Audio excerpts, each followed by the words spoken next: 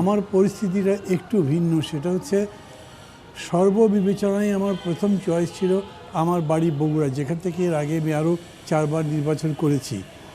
এইবারও যদিও এখন কোনো জোট নেই, কিন্তু তারপরেও গত 15 বছর ধরেই আমরা যে কটা দল মিলে আন্দোলন করেছিলাম, বিএনপি সহ, তারা মিলে একটা নির্বাচনী সমঝোতা করা হবে। এবং এরকম কথা ছিল যে আমরা যেরকম আন্দোলন একসাথে করেছি সেরকম নির্বাচন একসাথে করব, সরকার একসাথে করব, সংস্কার একসাথে করব, নতুন করে সমাজটাও একসাথে নির্মাণ করব। তো সেই বিবেচনা থেকে, এটা হয়তো আপনারা জানেন, আমাকে ঘোষণাও করা হয়েছিল বগুড়া 2 থেকে। কিছু কিছু ইস্যু তৈরি হয়েছে, আমি তখনও বলেছি, এখনও বলছি, ইস্যুগুলো কোনো ইস্যু ছিল না। আমি কোনো ঋণ খেলাপি ছিলাম না।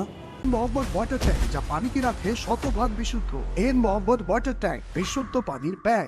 আমি কোনো ফর্ম ফিল আপে ভুলও করিনি, সেগুলো পরে প্রমাণ হয়েছে।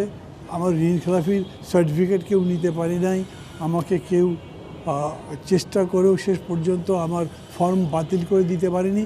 কিন্তু একটা কনফিউশন তৈরি হয়েছে, আমি বুঝতে পারছি না যেরকম করে হচ্ছে, মানে একই ফর্ম ফিল আপ করেছি, ওটা ঢাকায় চলে কিন্তু বগুড়া চলে না। এই বিবেচনা থেকে ইন অ্যাডভান্স আমি মনে করেছি যে আমার আরেকটা জায়গাতে দেওয়া উচিত। ঢাকা 18 আমাদের যে জোটের পক্ষ থেকে আসন চাওয়া হয়েছিল, বলা ছিল কতগুলো করে কার কার চয়েস আছে, তার মধ্যে ঢাকা 18 আমাদের দলীয় একটা পছন্দ ছিল। সেই হিসেবে আমি বিকল্প পছন্দ হিসেবে ঢাকা 18-তে জমা দিয়েছি।